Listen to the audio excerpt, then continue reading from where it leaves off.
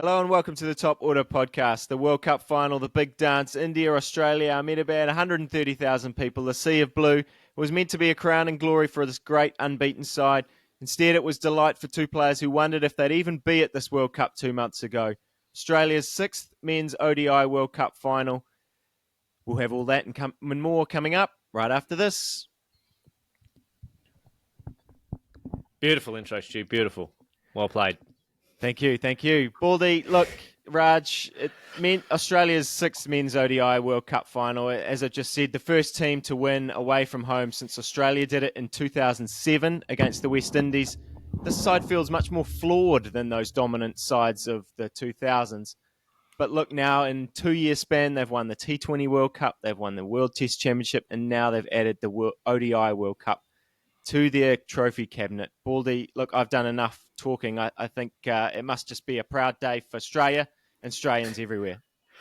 Morning, Stuart. It is a proud day for underdogs, punters, working class heroes, blue collar, men and women all over Australia are standing up bleary-eyed this morning at 2 or 3 in the morning on the East Coast, still sort of 1 or 2 in the morning on the West Coast, and saluting, running around the pool table, running around the pool, running around the living room. As Bob Hawke famously said 40 years ago when Australia won the America's Cup for the first time, any boss who sacks his worker for being late today is a bum. And, you know, for a man who was 3 sheets to the wind at that time and wearing 2 suit jackets, never a truer word was spoken. And I think it applies today. Any Australian employer who sacks his worker for being late today is a bum. Look, it will be sausage sizzles all round in Australia this morning, all over the country as people emerge from their slumbers and to the news that Australia have upset the apple cart, really. The highly fancied and almost fated Indian side who have been 10-0 for this World Cup so far, falling at the last hurdle in a gripping encounter, really, a non-traditional ODI in the subcontinent. It was a low-scoring game again, as was the semi-final between Australia and South Africa. But lots and lots to talk about, lots and lots to unpack in this podcast. Back to you, fellas. Yeah, look, boys, I guess we should probably start at the very first moment and the toss. It was an interesting decision, I think, for a lot of us when Australia wins the toss and decides to bowl first. It's something we've probably criticised quite a lot on this podcast. Why are teams doing that? What do you think factored into that, Raj? Yeah, that was a great opening monologue, actually, from Baldy. All I had was a sarcastic, it's good to see Australia having some success in world cricket finally. But yes, what a victory. The toss, very important. Baldy actually texted us when that toss happened and was a bit disappointed that Australia were bowling first. But I think it actually shows a little bit of growth, to a lesser extent, obviously, the 1996 loss may be playing a bit on their mind, where the dew was a big factor towards the end of that final. They learnt from it. They decided that they wanted to, 1, not let India chase, but 2, if there was going to be dew, they wanted to benefit from it. So I think it was a good call, a ballsy call to sort of do that, but it was successful in the end. I guess you can't take that away from them. And Baldy, the first 10 overs, look, I think they're going to be quite, we always thought they were going to be quite crucial to how this game panned out. And the first thing I wanted to highlight is how Australia came out. I know Rohit, set the tone for India, and we'll probably talk about him in a moment. But the first note I have from this game is 3 boundaries saved in the first 7 balls. And I think Australia really, really a little bit did their homework in terms of where they wanted to put their boundary riders to start with. And then actually the way they came out, and it's much like that semi-final and much like a couple of the games where Australia's really been on, I think the fielding really set the tone for what Australia wanted to bring to this game. Absolutely, and we need to give Australia credit in a number of facets in that first 10 overs, because if you just look at the scorecard, India were 80 after 10, and it looks like India had the run of that game. Australia did a fantastic job in their ground fielding and their outfielding in the first 10 overs, as you said. They probably saved 10 or 15 runs inside that first 10 overs easily, and were able to, again, apply pressure to Shubman Gill. I think the Shubman Gill wicket was as a result of Australia applying great outfield pressure and, pretty poor shot from Shubman Gill. I think he'll agree on reflection. But Australia did a really, really good job, Stu, as well, as you said, of putting out a deep point instead of a third man early, manipulating where they wanted their deep square leg to be for Rohit and for Gill. They moved guys around. They had really, really clear, good tactical plans. This whole game, Australia have had really, really good tactics throughout the game. Even just trying to take pace off the ball early in that power play. Australia really quickly saw that the ball wasn't going to swing much. We weren't going to get much seam. So, quite quickly, Hazelwood really went to rolling his fingers over both sides of the ball, trying to take pace off, getting a bit shorter. So really, really good tactics from Australia in that respect. The only thing I think we didn't really nail in that first 10 overs is we didn't get out of our overs particularly well. There was a really good Stark over to Rohit that he bowled really, really good lines and lengths to him, got away, and then in the last ball of the over, floated one up outside off stump and got drilled over cover for 6. So, yeah, my notes, sort of a two-phased approach for Australia in that we were really good in some aspects but just couldn't quite get out of our overs, and Rohit was able to get away to a flyer. I'm actually really happy that you mentioned the tactics, because I thought they were actually spot on through the first few overs, definitely the first sort of 5 overs, but it got away after that. But they bowled to plans where the balls were getting hit 2 fielders, and we haven't seen that so far when India has been charging through that through the power play. And then there was actually, Australia were a bit unlucky, actually. There was a ball that Hazelwood bowled that went over off stump to Rohit Sharma early. There was the edge from Gill, his first ball that he faced. It could have actually genuinely been 2 for not many, bringing Kohli and Iyer into the game very early. But Australia just executed well in that in that power play. But unfortunately, as you said, India still got away. But it wasn't to be further on. Let's move on.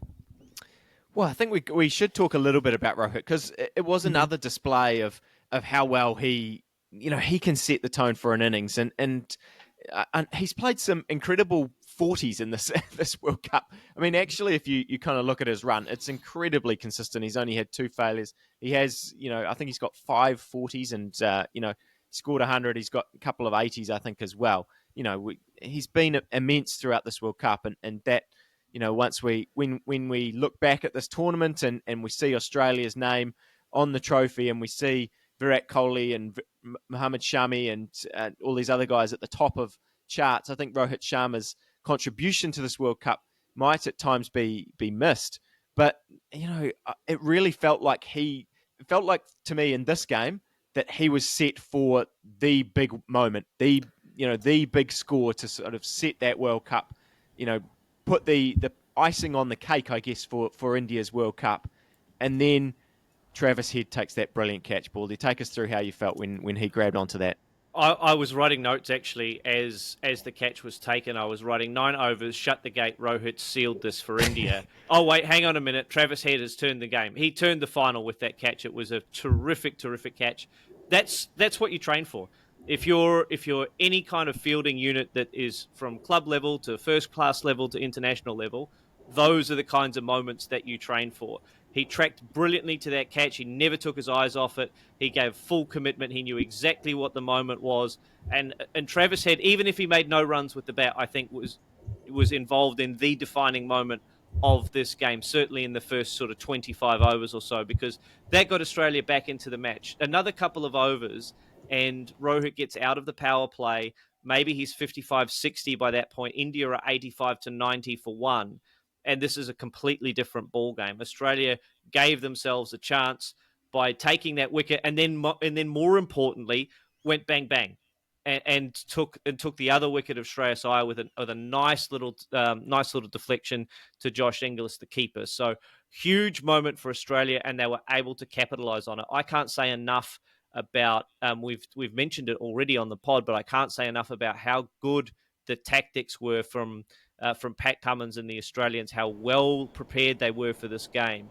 Every change that they made seemed to bring an outcome, seemed to squeeze a little bit more in those middle overs, which we'll get to. It seemed to make a difference. So Pat Cummins' captaincy from the toss all the way through this bowling innings was exceptional. Exceptional captaincy and exceptional execution by the Australian bowlers, who really, really missed in this game. Everybody has been, everyone contributed for Australia.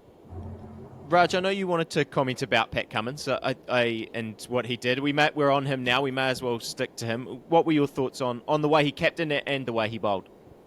Yeah, look, his captaincy, I think we've covered extensively. Definitely in this game, I think that he made some really good decisions with his bowling changes, and obviously the toss at the start of the game, which we've spoken about there. But what I've really been waiting for, and Baldy and I have spoken about this on a couple of podcasts, I've been waiting for Cummins to actually take control of the game with the ball. I felt like he really did when he came on first change here. He stopped the runs. That wicket of Shreyas Iyer early on, and then obviously the wicket of Virat Kohli, which seemed to come out of nowhere. But at the end of the day, he really ripped the heart out of that engine room with Shreyas Iyer and Kohli being in some real form over the last few matches. I think his bowling was incredibly important today, and I've been waiting for him to step up, and I think he really did with the ball today. That's what I was most excited to see from Pat Cummins. Yeah, you're absolutely right. 2 for 35 off 10, but his captaincy was exceptional. I mean, you have a look at overs. I think it was 11 to 17. Australia used 6 different bowlers in 7 overs, took the pace off the ball. We saw a little bit of Maxwell. We saw a little bit of Zampa. I thought Australia would go to Zampa a little bit earlier against Kohli to try and see if we could prize him out with Adam Zampa. But, he turned to Mitchell Marsh to just bowl stump to stump. It was that kind of old reserve grade style. We're just going to bowl wicket to wicket here, nibble the ball about a bit. We're going to wait for you guys to make a mistake. I actually thought that Australia, if they waited for India to make a mistake, would get heavily punished. But because they were able to take a couple of early wickets and India were forced out of their comfort zone into a rebuilding mode because they didn't want to expose Jaddu and Sky to, having to bat 30 overs. They wanted them to bat 12 to 15. Australia were able to kind of dictate terms and bowl what my old representative coach would call the Scrooge overs and really, really see if they could Scrooge their way through that middle period, which Australia did fantastically, right? India hit, 80 off the first 10. I think there were probably 19 or 20 boundaries in that 80, but then weren't able to get a single boundary in overs 11 to 40 and only 4 boundaries, I think I'm right in saying, for the rest of the innings. So Australia's control, their ground fielding, their tactics, their placement, everything was just outstanding. It was first class. It was almost perfect cricket from the Australians. Yeah, I think what I really liked about the way that Pat Cummins was, reorganising his bowlers and shuffling them around is that he actually still, at almost all of those points, he kept a strike bowler on. He kept someone on that would challenge and still be trying to take a wicket. I think it probably could have been really tempting as Kohli and Rahul. It was quite clear after a few overs that they weren't going to take a risk in those, until they got developed into their partnership. They were quite happy to knock it around. And it would have been tempting for Cummins to go, okay, let's bowl our fifth bowler now. Let's get Head, let's get Maxwell, let's get Marsh, let's just bowl 10 overs of them, get them out of the way and get them through. But no, he decided to keep Hazelwood on, to keep himself on, to bring Stark back on, and obviously bringing himself back on, picked up the Kohli wicket and, proved, incredibly crucial in that game. Raj, I am interested to get your thoughts probably on that Kohli and Rahul partnership. As Baldy mentioned, they scored 80 runs, India, in that first 10 overs. The next 20 overs, they scored 72. So it was very much a rebuild. And look, I'm sort of on the fence about, how they went about that. They had the luxury, I guess, of having 80 on the board, and you get to, 30 overs and 150 on the board, and suddenly you think, okay, well, we've actually got a decent platform to build here. But did they go too slow through the middle there? So I think the biggest debate that'll come out of this World Cup final is, did India go into this game and all the other games pretty much a batsman short? This partnership that Rahul and Virat Kohli embarked on was symptomatic of that. They needed to not make sure they didn't lose a wicket. They needed to bat a bit deeper into the innings, keep the score ticking over. They found it hard to do that, and then losing Virat Kohli when he was on about 50 was not part of the plan. They then had to deviate and bring in Jadeja ahead of Sky, which I thought was very interesting. I just felt like it deprived Sky of 7 overs of batting. If Sky is going to be needed, I'd prefer he gets to face the most amount of balls possible. But look, that partnership, it put a handbrake on India. It really slowed them down. They got under 6 and over. I'm pretty sure at stages of that partnership, for the innings, and it was because India were worried that they wouldn't have the batting to sort of launch at the end, and that's ultimately what happened. So yes, the partnership was a handbrake, but it was necessary for India to do that, to make sure they got to a score they wanted, and it's worked for them over this tournament. When they've played with batting Shami, sort of when Shami was into the side, when Hardik Pandya was pulled out, it's worked for them. But on this occasion, it did not. Yeah, I think the Kohli dismissal was a huge moment in the game because he got to 54 off 63 without hitting too many boundaries. He laced sort of 3 or 4 boundaries early in his innings, but then went into sort of 1990s one day middle overs mode, and just he hit 48 singles in his 54. It wasn't quite that many, but it was 40 singles. But he looked in complete control. He looked like didn't need to take a risk. He was able to take 4 or 5 and over. And I think in his mind, he and Rahul had said, right, okay, we need 260, 270 on this wicket. But if we can be 150 at 30 overs, we can get another 150 or 130 easily in the last 20 overs if we've still got Sky and Jaddu in the shed, and we can go big. Kohli's dismissal was a huge, huge turning point in this game for Australia. It came out of nowhere. It came from a delivery that was reasonably innocuous. Australia went into the wicket against Kohli quite a bit. It was a good delivery, but Kohli just trying to run it down to third man, got a little inside edge back onto the stumps, and 130,001 people were absolutely in disbelief. I think Kohli stood there for long enough that we're at a different opposition. You might have seen it timed out there because it felt like he stood there for 4 or 5 minutes after he was dismissed in complete disbelief, as we all were, as I was watching it. I just couldn't believe that after such a controlled innings, that for 63 balls, he just did not look like getting out, did not look like making a mistake.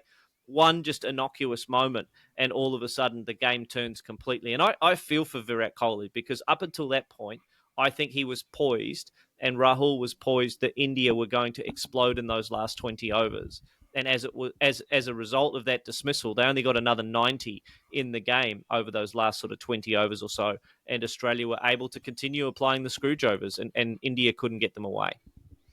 Yeah, and look, I think Raj's point about the balance of the Indian side, it's a really good one because we haven't seen that we haven't seen that make an impact in this tournament. That hasn't been a problem for India. And look, I sort of really, really strongly agree that they had to do that. It was because they just couldn't afford with that tail to take risks. And I think it really, really cost them. And yeah, like I said, I don't think it's Kohli or Rahul to blame. I think they did exactly what was needed. And as you said, Baldy, I think they were poised to go. And that wicket, it really did make a huge difference. And in the end, they sputtered to 240, and suddenly it's a below par score. Well, I think the other thing that happened around that time, we haven't seen it much in this World Cup so far, is there was a hint of movement at that time in the innings. With that 32 to 35 over mark, the commentators were talking it up deluxe that Josh Hazlewood in particular was getting a large amount of reverse swing. I don't think it was quite as grandiose as the commentary was suggesting, but there was certainly just a hint of movement either off the wicket or back through the air, which made life difficult for those batters to then take what momentum they'd built by hitting singles for 20 overs or so, and then looking to be able to step up a gear and start to hit boundaries. So Australia got the best of the conditions in that they were able to find some movement at just the right time of the innings that they weren't able to extract so far in the tournament. So Australia's bowling in that sense, and their captaincy as well, we mentioned it before, was excellent to find the right conditions that were able to get the most out of the air and the surface. That's a good segue to the movement that India did extract when they came on to bowl. Australia first ball, David Warner edges one through slip. The two between first and second slip, the two fielders stand there and watch. Maybe sort of a symptomatic of or a huge comparison, I guess, to what Australia did in their fielding effort. Just spot on from ball one. India not quite there. Hoping that something would happen. Next couple of balls, Travis Head hits a couple of boundaries, 15 for none off the first over, and suddenly you're thinking, okay, Australia is going to just canter this game, but Shami gets a wicket, or wide first ball, gets a wicket, his first legitimate delivery. Bumrah comes back, gets a couple of wickets, 47 for 3, and suddenly, okay, the wobbles are going into Travis Head, into Marnus Labuschagne. It was a real mixed bag, wasn't it? That first sort of 6 overs or so, 7 overs, where it was swinging, it was doing a bit, but Australia were actually able to score really freely, score really quickly, and then all of a sudden they were 47 for 3. I found that was quite interesting, the balance of bat and ball there. I'm actually going to come to Baldy before you talk about Marnus and Travis Head's partnership at 47 for 3. Two batsmen out there against 130,000 people in the stands and on the field. What are you feeling? I was very nervous at 47 for 3, I must admit. I thought that Australia have a collapse in them, and were we going to see a collapse in this game? We hadn't really seen spin yet, so we didn't really know what India's spin was going to do to Australia. So we had 20 overs of spin to have to negotiate and navigate our way through. It was very, very murky there for Australia for quite a while, particularly after we'd lost Smith. That was close LBW shout. Given Australia scuffed a couple to the keeper, and it really looked like India. I thought India were on top at that point. There was still a long, long way to climb. We could see from Australia's bowling innings the recipe for success, to restrict sides and to dry up the boundaries and make the opposition take a risk if they wanted to hit out over the top of the infield. I just thought the partnership that Head and Marnus established was just a perfect one, and it comes from having guys who are 3-format veterans. Okay, Marnus doesn't play a lot of T20 cricket, but Australia needed to play more like Test cricket and less like T20 cricket in that moment, and they had the perfect two guys at the crease to be able to do that. Absolute vindication from the selectors and the management of the Australian team to include Marnus in the side ahead of Marcus Stoinis for just this occasion. For 47, 50 for 3, needing to just steady the ship and guide it through those middle overs, even though Marnus' strike rate was somewhere in the order of 55 to 60 for most of his innings. He didn't need to score at 100 because Travis Head was keeping the score ticking along at the other end. So really, really, really pleasing partnership from those two to get Australia out of what was a very nervous situation. At least for me it was anyway.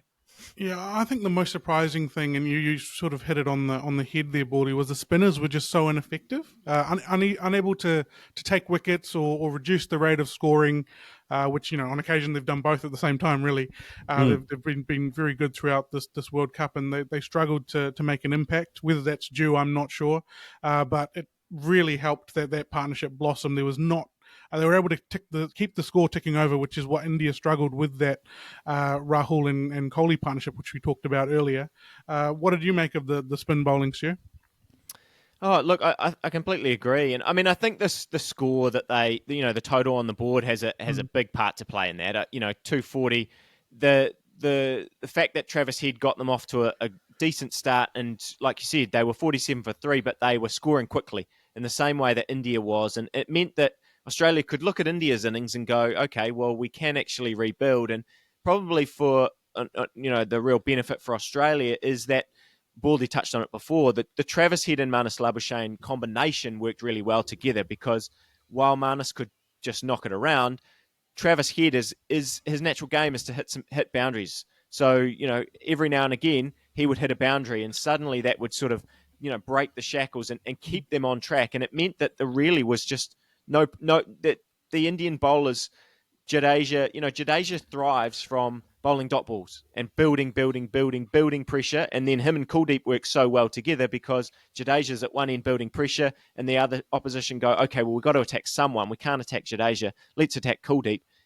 But they never had to. Australia never had to do that in this game, and yeah, they just kept going and knocking it around. There was a couple of balls that did spin big. I know Jadeja, spun one big and got the edge, and it went down for 4. But yeah, I think just that score that, it's really tough for spinners to kind of make something happen if the pitch isn't doing anything. There was big talk before the game. There was the chat that was going around was, oh, it's going to be a big turner. Ashwin's going to play and all this stuff. Never eventuated. And yeah, look, it's very, very hard for spinners to create something out of nothing on a wicket that's playing okay when the score's only 240. Yeah, it really was India up against it. Ironically, India up against it from a spin component because Australia weren't forced to take undue risk. They weren't forced to be reckless or hyper-aggressive in terms of the way that they went after those spinners.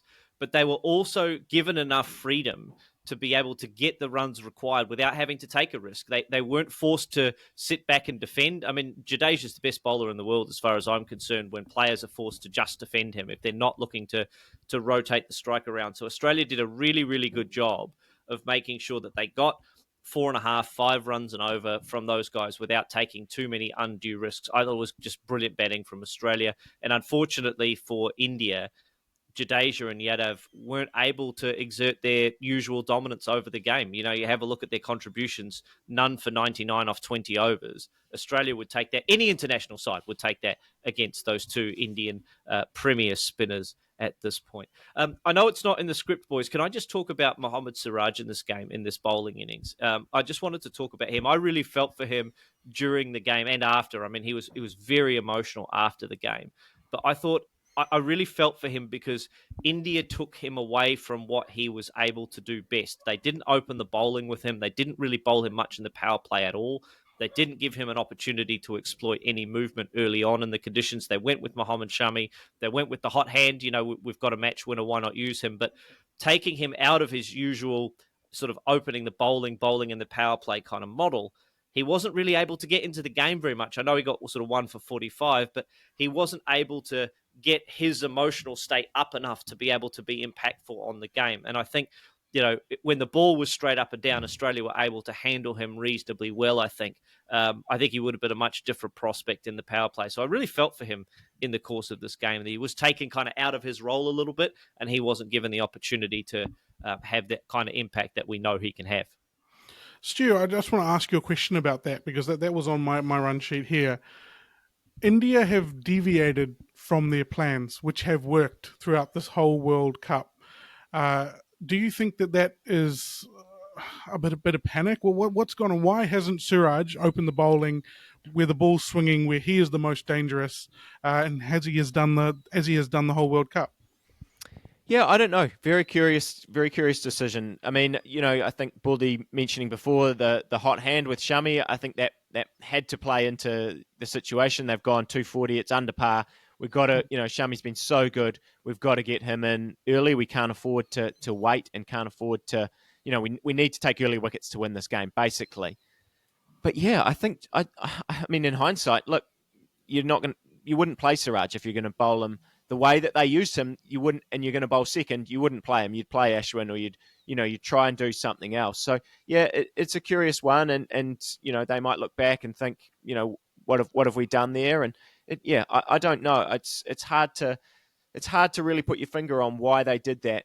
Apart from Mohammad Shami, we have to get wickets. But I would have thought then, once you get those wickets, then you bring on Siraj and you have that three-prong pace attack that's worked so well together throughout this tournament and been able to rip sides apart by the way that they've been able to bowl in tandem. And it's not like Mohammad Shami hasn't bowled in the power play, though. He's been bowled inside the first 10 overs. It's just that they've got Siraj into the game, given him 2 or 3 overs. Let's see if the ball swings. Let's, work our bowlers around. So I think with bat and ball, India went away from their game plan a little bit. Okay, sure, Australia forced them away from their game plan a little bit, at least when Australia were bowling, in terms of being able to keep it tight and forcing India to play a different game plan because we got those 2 or 3 early wickets. But I think India, when they were bowling, also went away from their game plans a bit, particularly with Siraj, and that played into Australia's hands, unfortunately. And it just so happens that Australia were good enough, given the opportunity, to exploit that and make the best of that opportunity. Before we touch on a couple of those Indian players, just sort of their tournaments as a whole, anything more on Travis Head or Labuschagne? Pretty amazing that 2 months ago, these two might not have even been at this World Cup, and there they are with the match-defining moment in the biggest game of all. Yeah, well, I copied and pasted my line from one of the semi-final previews where Travis Head is an integral part of the Australian cricket team, and he has become since the first season of the Test.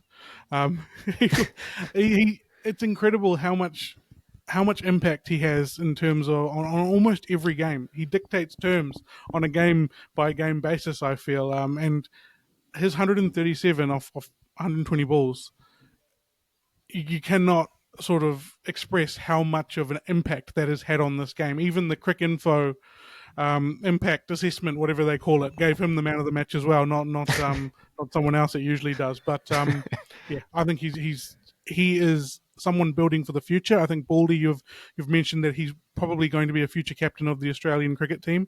But yeah, he's really for someone who wasn't in the team at the start of the game or start of the tournament, he's really joined this team, and you've seen by their results that they've just gone up and up and up all the way to holding the trophy up.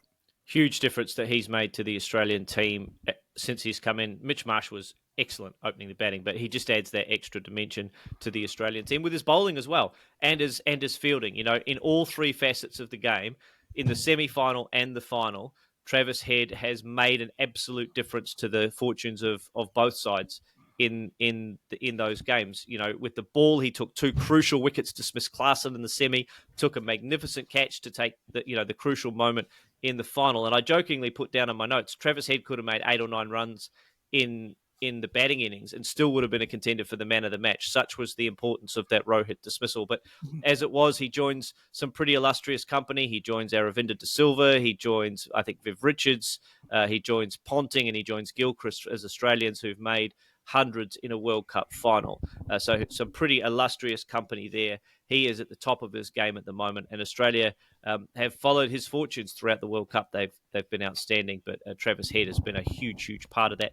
As far as Marnus is concerned, I just jokingly said, I think before the tournament, as long as you keep telling Marnus that he might not play and he might come in for a concussion substitution, that he'll have a good tournament. And actually, the reality is that he's been the guy that would have been dropped in several games had it not been for some minor niggling injuries, you know, the falling off of a golf cart, some heavy cramp after that magnificent 200 kept Marnus in the game.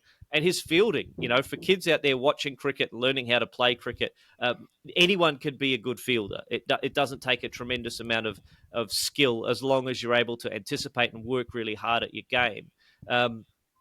And that's what really kept him in the side ahead of Marcus Stoinis, really, all other things being equal. And he was able to make the most of his opportunities. And, you know, for a guy who has almost made a career out of coming in as a replacement for an injured player, he's certainly been outstanding for Australia. So a terrific contribution from him. Lots was said early in the tournament about his strike rate, but he didn't need to strike at 95 or 100 in this particular innings. He needed to get Australia out of a bit of poo and get them home with a tremendous partnership. And as in the semi-final, Australia put together a dominant partnership through the middle overs. What was a weakness for Australia has certainly become a strength in both the semi-final and the final. And look, before we do end, I do want to just say, like, I feel the pain for India. I mean, you mentioned it before about Siraj, Baldy. I mean, look, you know, I feel deeply for some of these players who've had absolutely incredible tournaments. I mean, Virat Kohli's one player of the tournament, and he's scored an enormous amount of runs at 95. Shami's the top wicket taker, 24 wickets at under 11. You know, Rohit Sharma, the consistent tournament that he's had and the match-winning performances. And look, that the Indian fans, look, we've lost subscribers from this, to our channel because people are obviously feeling it. And look, New Zealand know a thing or two about losing finals in recent times, and 2015, 2019, 2021. And I struggle to look back at some of those tournaments and the brilliant cricket that New Zealand played. And I guess I just hope that Indian fans and the Indian players can look back at this tournament in a few weeks when this hurt starts to die down and think we played some absolutely amazing cricket in this tournament, and we should feel really proud of our team and what they've done, and the effort that they've put in and the dominance that they put in throughout this tournament, because they have been brilliant, and it is sad in many ways that they are not the ones lifting that trophy Obviously, Australia are pretty happy though. If I take my Australian parochial hat off, and I take the eye patch off that I've been watching most of this World Cup with, and I look at it from an impartial view, India have been by far the best team in this tournament, and they just lost one game of cricket on unfortunately the day that it counted. I think was it Billy Bean, the Oakland Athletics manager, said we're all just trying to win the last game of the season, and unfortunately India weren't able to do that, and it's through no fault of their own. I don't think. I think they came up against Australia, who put in a complete performance, and India maybe just 1 or 2% short of their best, and that's sometimes all it takes in international cricket, in sport and in life. But I think India can look back at this tournament and be immensely proud of the brand of cricket that they've played, the entertainment that they've played with, the results that they've gotten. They were so dominant, this side, throughout the course of the tournament. And yes, they've fallen short at the final hurdle, and I'm sure there'll be many, many bitterly disappointed, heartbroken, upset Indian fans. And we really should make a point of reaching out to those fans and saying, this is... It sucks for them. It really does. And we've all been on the end of losing finals as players and as fans as well. And my heart goes out to the players and the fans, because India have played such good cricket over the course of this tournament. It seems unfair for them to go out not as winners, but unfortunately on the day that's the case, and India have just fallen at the final hurdle just a fraction. Yeah, it probably doesn't help fans when you sort of go, India were far and away the best team at this World Cup, unfortunately falling at the final hurdle. But everybody in that team, 1 to 11 contributed. The only one you can probably sort of look at is Sky, and that's not a performance issue, it's just an opportunities issue. He almost didn't get an opportunity throughout almost the whole World Cup. But we said at the early stages of the World Cup, that in order to beat India, you need to do it on both sides of the ball. Well, in this game, Australia out-bowled, out-batted, and even outfielded India. I really feel for the Indian fans, but you also have to admire the way that Australia has definitely approached these two knockout games, going, and they've been very, very excited in the field, shall we say, and excited when taking wickets, and that mindset has ultimately led to them performing when others didn't, and it was great to see. Final word from me, Baldy, is simply just to congratulate Daniel Vettori on a New Zealand legend who has now won a World Cup. Very, very, very, very delighted for him. But I think really the final word should go to you, and you can lead us out of this podcast, because it's your day, it's Australia's day. As Raj said, India have you had to be really good to beat this India side, and Australia was that today. Australia were outstanding. They played almost the perfect game of one-day international cricket. They took all the opportunities that were afforded to them. They were prepared to take risks when risks were needed. They were prepared to sit in and wait and be patient when the opposition was building a good partnership. They tried things.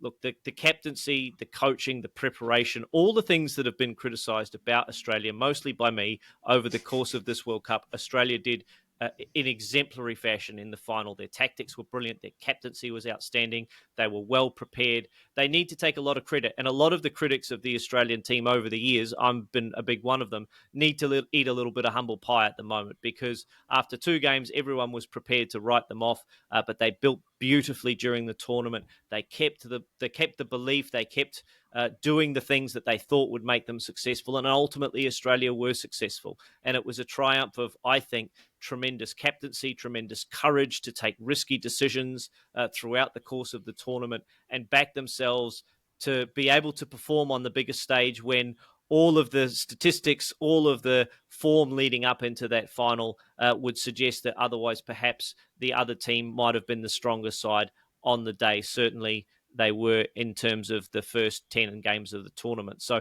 Australia, look, they were outstanding. And you've got to give credit to Cummins. You've got to give credit to the whole team and the coaching staff as well. Dan Vettori, chief amongst them, although I'm sure Ronald McDonald deserves a tremendous amount of credit as well. So, look, I have to take my hats off to the Australian team, because this is a victory in a World Cup that I don't think many people expected them to win. I think the the expectation was that India would take the tournament home, and Australia have burgled one. Really, I think you need to sort of send some telegrams to Baker Street and to Hercule Poirot, because there's absolutely been some burglary at Ahmedabad this morning.